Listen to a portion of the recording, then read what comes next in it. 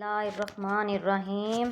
السلام علیکم۔ کہتے ہیں مالک الموت نے بارگاہ رب العزت میں عرض کی، اے مولا کریم، میں نے کروڑوں لوگوں کی جانیں قبض کی ہیں، مگر 2 جانیں ایسی ہیں جنہیں قبض کرتے وقت مجھے بڑا ہی صدمہ اور افسوس ہوا ہے۔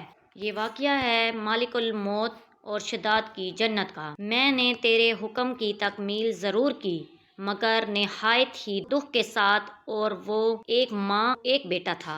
واقعہ کچھ اس طرح ہے کہ ایک جہاز غرق ہو گیا تھا اور ایک عورت اپنے بیٹے کے ساتھ ایک تخت کا سہارا لینے میں کامیاب ہو گئی۔ تختہ دریا میں بہہ رہا تھا، ماں اور بیٹا اس پر سوار تھے۔ اے مولا کریم، اچانک تیرا حکم ہوا اور میں نے ماں کی جان اس تختے پر نکال لی۔ اس لیے پریشان کن بات یہ تھی کہ ماں مر چکی تھی، اب بچے کا کیا حشر ہوگا۔ بچہ ایک ٹوٹے ہوئے تختے پر سوار ہے اور تختے پر آنے والی لہروں سے ٹکرا رہا ہے، جو کسی وقت بھی کسی تیز لہر کی زد میں آ کر الٹ سکتا ہے۔ بچے کے لیے نہ خوراک کا انتظام ہے اور نہ کسی نگران کا بندوبست ہے۔ دریا کے کنارے دھوبی کپڑے دھو رہے تھے۔ اچانک کسی کی اس بچے پر نظر پڑی تو تختے کو کھینچ کر لائے۔ وہ سب بڑے حیران ہوئے کہ ماں مر چکی ہے، بچہ بے یار و مددگار تختے پر زندہ سلامت موجود ہے۔ وہ لوگ اس بچے کو اپنے سردار کے پاس لے گئے۔ سردار بیچارہ بے اولاد تھا۔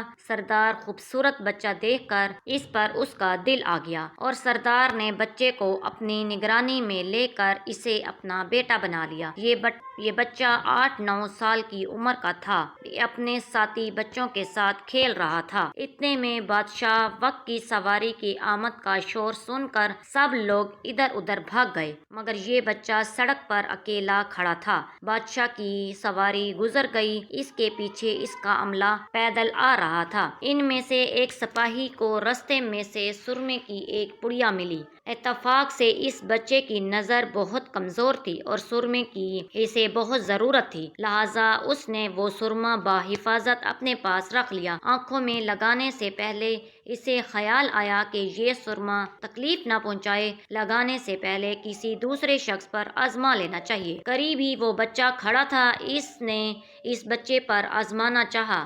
بچے نے سرما اپنی آنکھوں میں لگا لیا، مگر جوں ہی سرما اس نے لگایا، اسے زمین کی تہہ میں موجود چیزیں بھی نظر آنے لگیں۔ اس نے دیکھا کہ زمین کے اندر بہت سے خزانے پوشیدہ ہیں۔ بچہ ہوشیار تھا، اس نے چیخنا چلانا شروع کر دیا، اور سرما لگانے کی وجہ سے میری آنکھوں میں سخت تکلیف ہو گئی ہے۔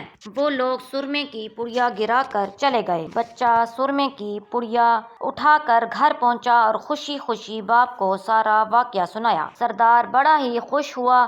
باپ نے کہا، ہمارے پاس آدمی بھی ہیں اور گدھے بھی ہیں، تم سرما لگاؤ، ہم تمہارے ساتھ چلتے ہیں، جہاں کہیں خزانہ پاؤ ہمیں بتاؤ، ہم نکال لیں گے۔ چنانچہ ایسا ہی ہوا۔ بچے کے بتانے پر وہ لوگ خزانہ نکالنے لگ گئے، تھوڑے ہی عرصے میں امیر بن گئے۔ بچہ جوان ہوا تو اس نے اپنے پر نکالنا شروع کر دیے۔ اس کے پاس دولت کی فراوانی ہو گئی، زمین کے تمام خزانے اس کی نظروں میں تھے۔ اس نے آہستہ آہستہ بہت سے آدمی اپنے ساتھ ملا لیے۔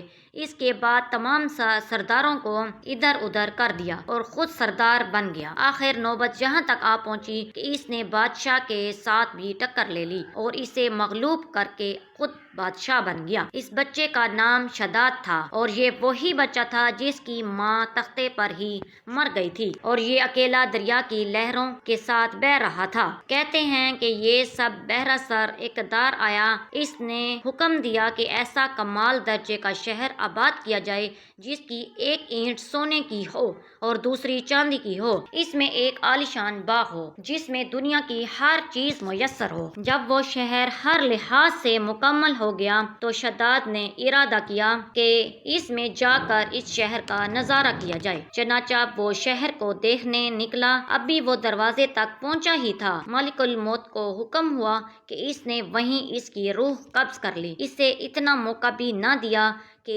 اپنے بے مثال باغ کو ایک نظر دیکھ سکتا۔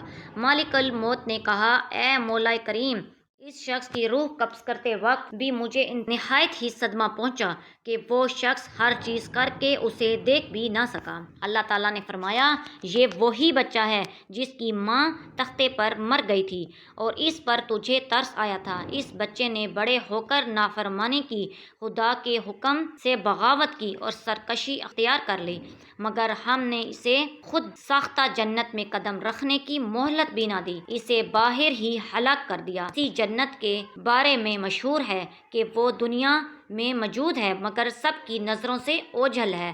امیر معاویہ رضی اللہ تعالیٰ عنہ کے زمانے میں ایک صحابی رضی اللہ تعالیٰ عنہ کا ایک اونٹ گم ہو گیا تھا، تو وہ اونٹ کی تلاش میں کہیں اس علاقے میں جا پہنچے تو اللہ تعالیٰ نے اسے وہ سب کچھ دکھلا دیا۔ وہ صحابی وہاں کی کوئی نشانی بھی ساتھ لایا تھا۔ اس صحابی نے یہ واقعہ امیر معاویہ رضی اللہ تعالیٰ عنہ کے پاس بیان کیا تو انہوں نے اس جگہ کو کافی تلاش کیا مگر کسی کو بھی وہ جنت نہ ملی اور اسے اللہ تعالیٰ نے ہمیشہ کے لیے پوشیدہ رکھ دیا۔ ہماری کہانی یہیں پر ختم ہوتی ہے۔ اسی کے ساتھ مجھے دیجیے اجازت، ملتے ہیں کسی اور اچھی سی ویڈیو میں۔ اللہ حافظ۔